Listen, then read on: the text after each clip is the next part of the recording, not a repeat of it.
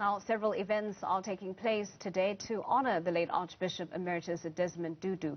The Arch has been remembered for being bold and unafraid of reminding the new governing party of both its moral responsibilities toward all South Africans and its growing failings. We now take a look at Tutu's influence on the African continent. For this, I'm joined by Africa analyst Thembisa Fakude. Thembisa, thank you so much for your time and thank you for joining us. Thank you for having me. Well, let's talk about what exactly or how exactly the late Archbishop influenced the African continent. Well, he influenced it by setting a good example in terms of ensuring that he sends a message of consciousness in terms of our surroundings, particularly the injustices around us. So he did have a very important role in Africa in terms of encouraging, particularly the young people in the 80s and 90s, to be aware of their surroundings and to fight for justice wherever they detected that there were injustices that were taking place. So he had that influence, but over and above that, he played an important role also in peacekeeping initiatives. We know that he was involved in a number of initiatives throughout Africa, including countries like Southern Sudan, for example. He was involved in there. So he played that role, but I think overall, he set an example of that consciousness for your surroundings, particularly when it comes to matters of injustice. Something that we've also just discussed quite at length as we remember the late Arch and reflect on his ideals and some of his teachings, one of those being, of course, the philosophy of Ubuntu, something that he coined as Africa's greatest gift to the rest of the world. How have we managed, if I may ask, to live up to some of the ideals of that philosophy, not just in South Africa, but across the continent too? Well, Africans are generally very generous people, and Bishop Tutu epitomized that. But I think we have tried very hard to emulate Bishop Tutu's position and stance on issues of Ubuntu and human rights.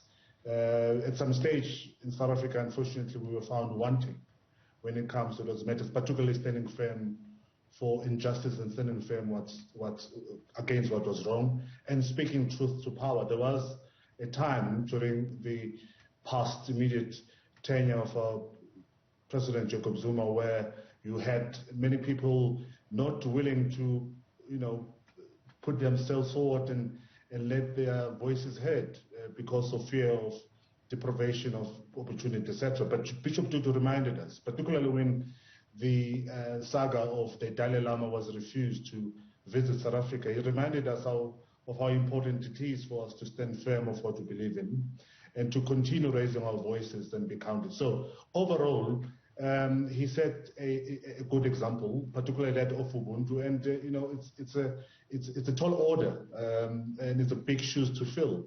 But I'm sure most South Africans will continue striving to emulate the Arch in his footsteps and in his example as a good person who ensured that he was permanently conscious of his environment and he spoke whenever it was necessary. Thembisa, Africa as a continent, unfortunately, is home to countries that are dealing or enduring with conflict, with various humanitarian crises, with food shortages, food insecurity. The issues, are a part of an exhaustive list, really. Tutu was an individual who was scathing in his criticism of the South African government and governments in general that are failing their people. Is there something that we as a continent of people can adopt in terms of being a lot more critical of our governments and ensuring that we hold them accountable for their actions, given the fact that they have such an immediate and direct effect on our lives? Well, I think we have to pick up the baton where he left, and we need to continue remembering that the environment will never improve by itself. It requires an intervention of activists. So all of us need to emulate Tutu's life of being a permanent activist, a permanent awareness of your surroundings and standing firm for injustice and speaking against corruption. So the whole business of activism is not a part-time business, as the Arch demonstrated. It's a full-time activity. You stand firm for what you believe in. In fact, sometimes, even if it's against yourself or against your institution or organization you belong to. We've seen him standing firm from the time of Mandela, even criticizing his fashion sense at some stage, if you remember when he criticized his shirts, the Indo-Malay shirt that Mandela used to wear. Well, Mandela retorted by saying it comes funny when it comes from a person who wears dresses. But that in itself was a criticism. Or from Tutu, he criticized him when he was having an affair with Graça Machel, which later on led to President Mandela getting married to Graça Machel. He went on to Thabo Mbeki, criticizing him on his stance on HIV and AIDS and his preference of politics in Zimbabwe. And he was skating against the former President Jacob Zuma. So Tutu's action and Tutu's permanent activism is something that we need to embrace, and we need to ensure that it spreads throughout Africa, and we have to speak even beyond our national borders against injustice that's taking place in those countries, particularly countries like Zimbabwe, which are our neighbors, and Swaziland, for that matter, Uganda. These are countries that continue to oppress their people under the name of prosperity. And we know that those people can't speak for themselves because of certain threats that they live with on a daily basis. But we as South Africans are much more freer than many African countries. And I think we have a chance and a position to amplify our voices against the atrocities that are taking place in those countries. Certainly, certainly.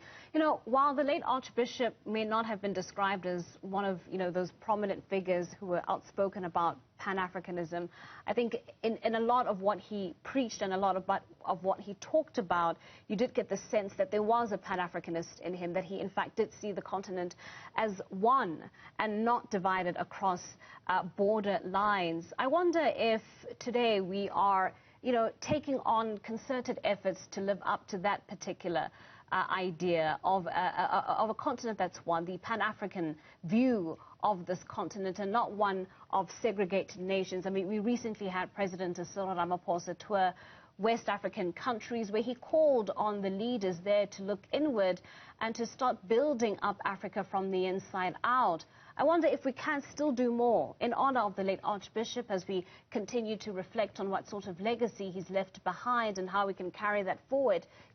If the idea or the notion of Pan-Africanism is something that is a part of that wider or bigger picture. I think he was a Pan-Africanist, but he was a contemporary Pan-Africanist, because, as you know, one of the trappings of being a Pan-Africanist, unfortunately, is to embrace what Thabo Mbeki called a quiet diplomacy. We know that there are a number of things that are wrong in Africa, but we continue, for example, empowering people or leaders like Yoweri Museveni of Uganda. We don't condemn the atrocities that are taking place in that country. African Union, which is supposed to be a platform and a voice of the African continent, continues to be mum on issues that require articulation, particularly in Central Africa, in East Africa, where we continue seeing this dictatorship coming up or rearing its head. So Bishop Tutu was a Pan-Africanist, but he was a contemporary Pan-Africanist. He believed in justice. He spoke against atrocities and injustices and corruption in African countries, which is something that many African countries, because of this bloc AU thinking, tend to ignore. But Tutu was not that. But importantly, the other thing about, or the trapping of the Africanism or Pan-Africanism has been this notion that, we black, and as a result, we need to hide and protect each other from shame and from speaking against atrocities that are taking place in African continent. Tutu was a non-racialist. He was an internationalist. He believed in the goodness of humanity. He invited people from all over the world to join in the fight against oppression. He was the member and a leading member of the Elders Group, which was an internationalist formation. And I think to that extent, he demonstrated this new form of Africanism, that we mustn't be confined by the boundaries of Africa, but we are and we should expand our intervention to other parts of the world. He was quite vocal on issues of Palestine. For example, he was vocal on issues of Tibet. And so he continued to play that internationalist role, which I think Pan-Africanism should begin to embrace. And we should be seen not only raising issues that only affect Africans, but issues that affect even Africans in diaspora. Because we are, at the end of the day, a member of this global community, and Pan-Africanism should play a role in ensuring that we shape a better future for future generations. We are going to have to leave it there. That's Africa analyst Thembisa Fakude joining us on the line to talk about the late Archbishop DesmondTutu's influence on the African continent.